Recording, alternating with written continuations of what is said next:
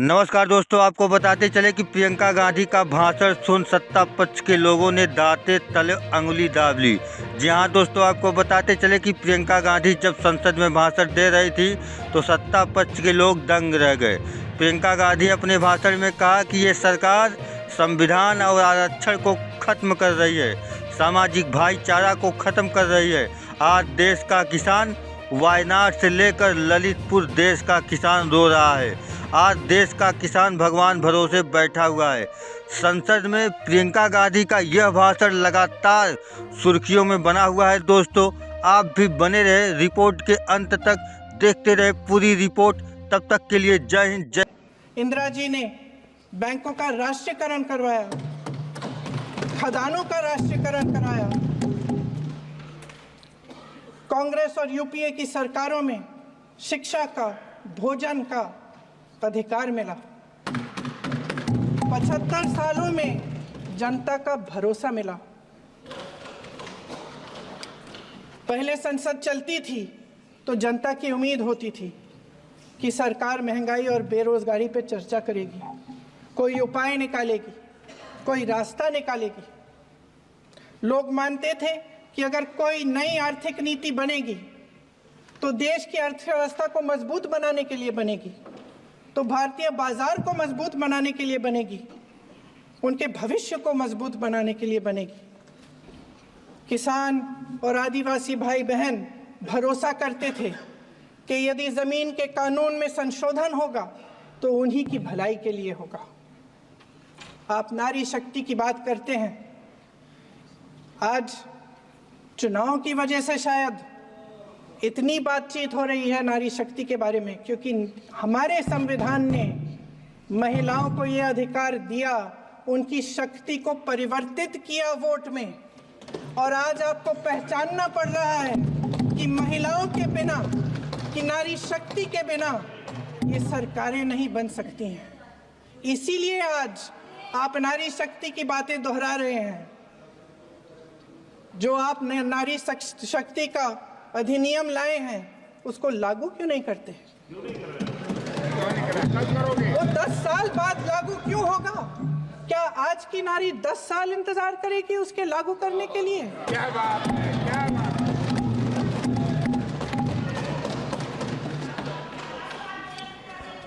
आज संसद में बैठे हुए सत्ता पक्ष के मेरे साथी ज्यादा से ज्यादा अतीत की बातें करते हैं।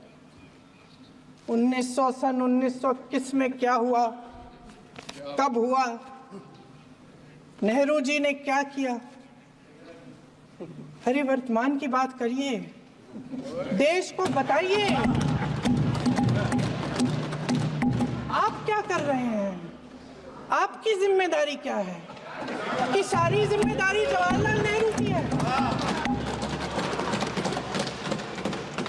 अध्यक्ष महोदय जी, ये सरकार आर्थिक न्याय का सुरक्षा कवच तोड़ रही है। आज संसद में बैठी ये सरकार बेरोजगारी और महंगाई से जूझ रही हमारी जनता को क्या राहत दे रही है। कृषि के कानून भी बड़े बड़े उद्योगपतियों के लिए बन रहे हैं। सही एमएसपी को छोड़िए, डीएपी तक नहीं मिल रहा है।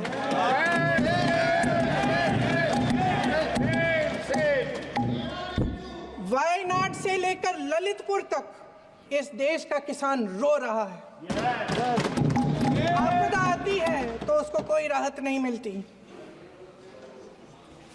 भगवान भरोसे है आज इस देश का किसान, उसको छोड़ दिया गया है।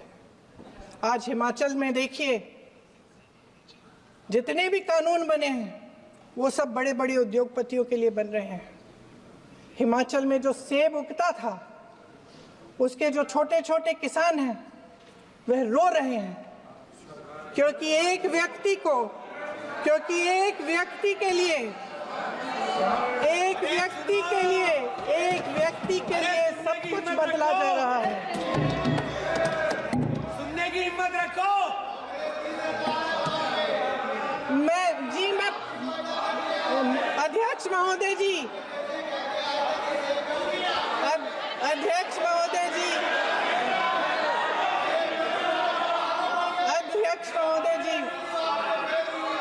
अध्यक्ष महोदय जी, अडानी जी को सारे कोल्ड स्टोरेज प्रदेश की सरकार ने नहीं दिए। अडानी जी को सारे कोल्ड स्टोरेज आपकी सरकार ने दिए हैं। देश देख रहा है,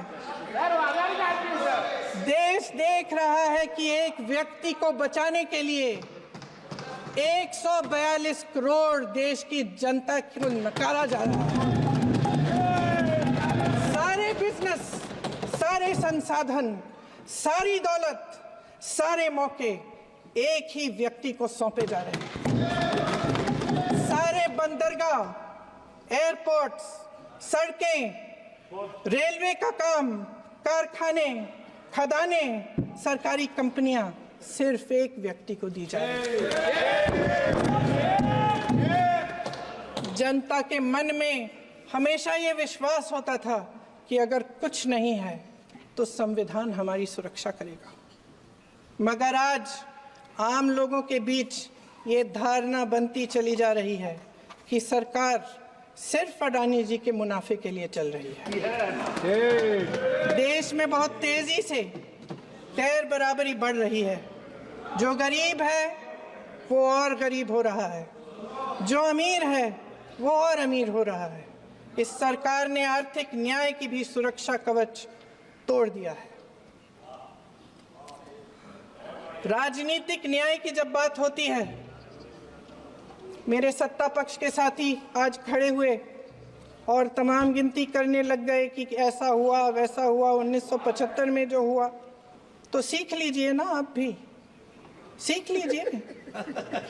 आप भी अपनी गलतियों के लिए माफी मांग लीजिए। आप भी बैलेट पे चुनाव कर लीजिए, आप भी बैलेट पे चुनाव कर लीजिए। दूध का दूध, पानी का पानी हो जाएगा। आप राजनीतिक न्याय की बात करते हैं, सरकारों को पैसों के बल पर गिरा देते हैं।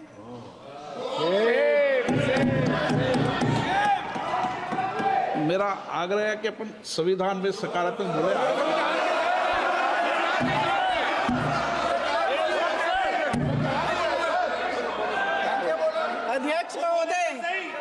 अध्यक्ष महोदय, सत्ता पक्ष के हमारे साथी ने एक उदाहरण दिया उत्तर प्रदेश की सरकार का, तो मैं भी एक उदाहरण दे देती हूँ महाराष्ट्र की सरकार का। मैं भी एक उदाहरण दे देती हूँ हिमाचल की सरकार को तोड़ने की कोशिश किसने की, पैसों के बल पे की, गोवा की सरकार। तमाम उदाहरण है। राजस्थान की क्या ये सरकारें जनता ने नहीं चुनी थी? क्या संविधान इन पर लागू नहीं था? पूरी देश की जनता जानती है कि इनका हंसती है, जानती है कि इनके यहाँ तो वॉशिंग मशीन है।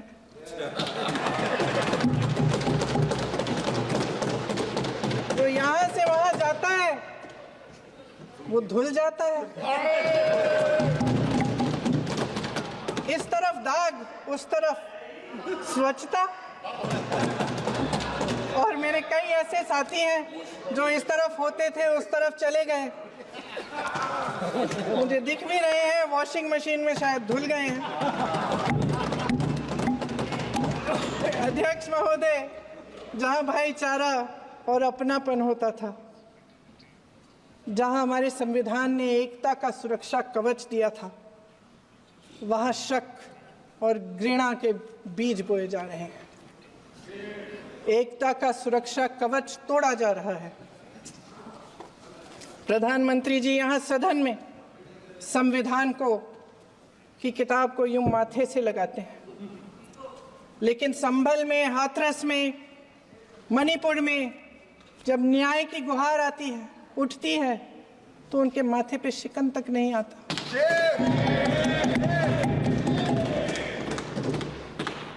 शायद समझ नहीं पाए हैं कि भारत का संविधान संघ का विधान नहीं है।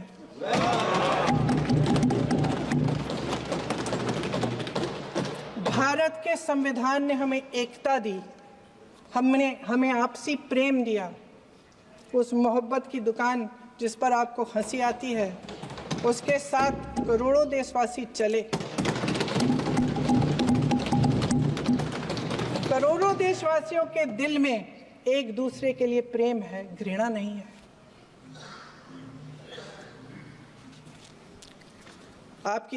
इनकी जो विभाजनकारी नीतियां हैं, उसका नतीजा हम रोज देखते हैं।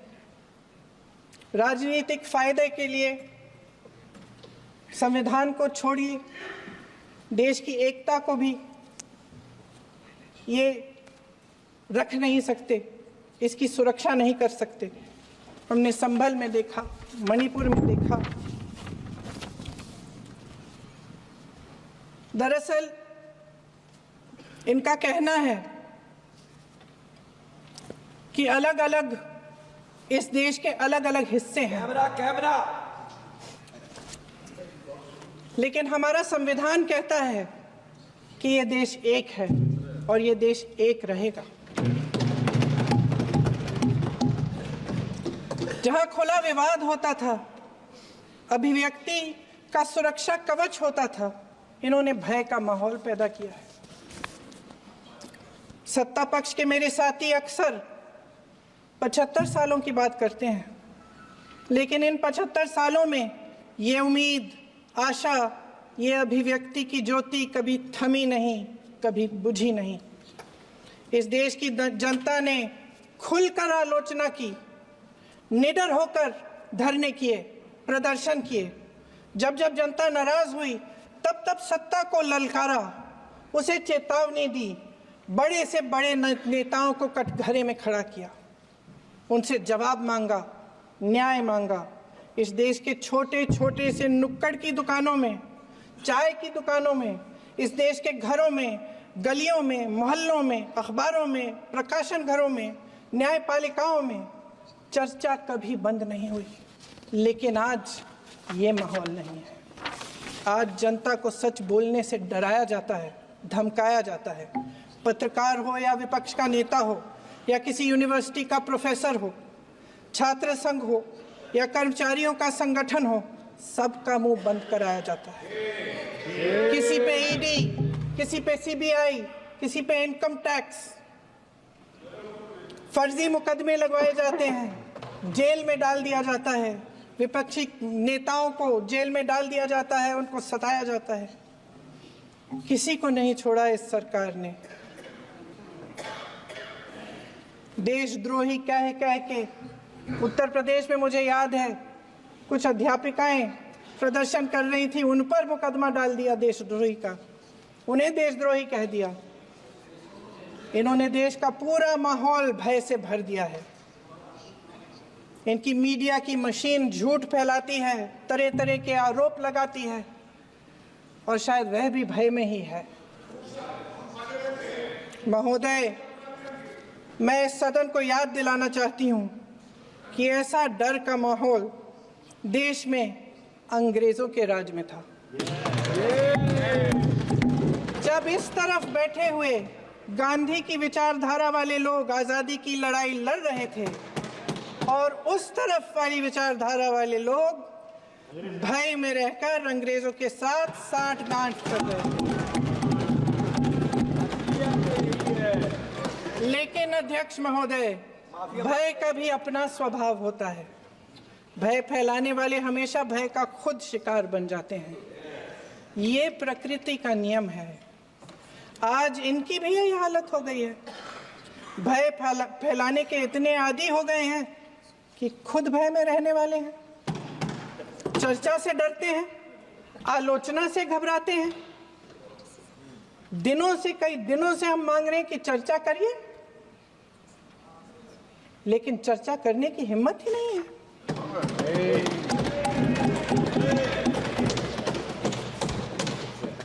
एक कहानी होती थी अध्यक्ष महोदय, शायद बचपन में आपने भी सुनी होगी। राजा भेष बदलकर बाजार में आलोचना सुनने जाता था। ये सुनने जाता था कि प्रजा मेरे बारे में क्या कह रही है, मैं सही रास्ते पे चल रहा हूं कि नहीं। लेकिन आज का राजा, भेष तो बदलते हैं आज के राजा, शौक तो है उनको भेष बदलने का, लेकिन न जनता के बीच जाने की हिम्मत है और न आलोचना सुनने की। महोदय, मैं तो सदन में नहीं हूं।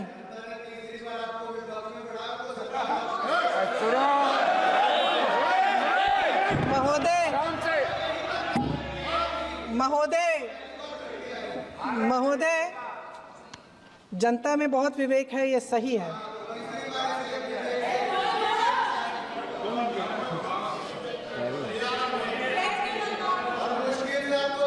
अच्छा महोदय, मैं सदन में नहीं हूँ।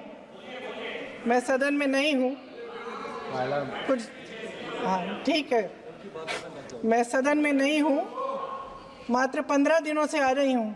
लेकिन मुझे ताज्जुब होता है कि इन 15 दिनों में इतनी बड़े इश्यूज हैं, इतनी बड़ी बातें हैं, प्रधानमंत्री जी मात्र एक दिन के लिए शायद 10 मिनट के लिए दिखे हैं सब।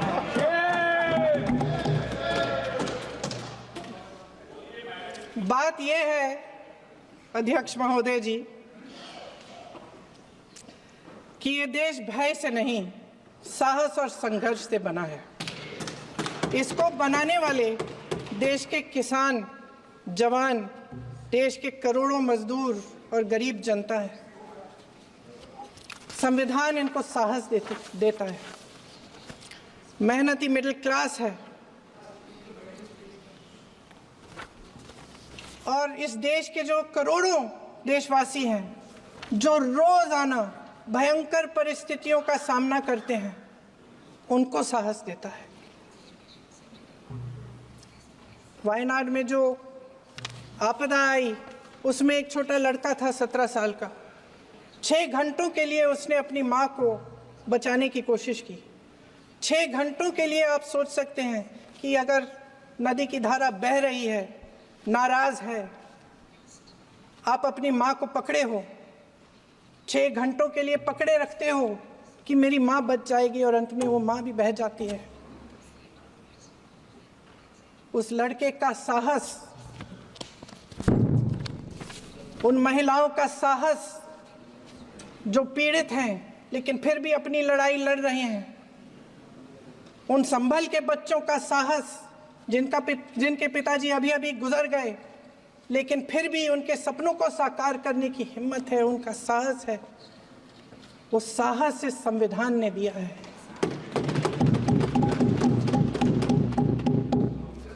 वो आत्मविश्वास इस संविधान ने दिया है। ये देश भय से नहीं चल सकता, ये देश साहस से ही चलेगा।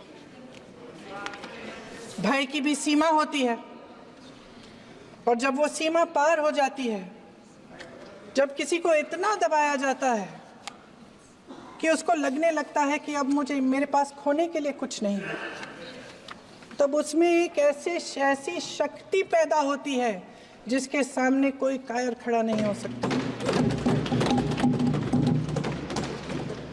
ये देश कायरों के हाथों में ज्यादा देर तक कभी नहीं रहा है। ये देश उठेगा, ये देश लड़ेगा, सत्य मांगेगा, सत्यमेव जयते। जय हिंद। अगले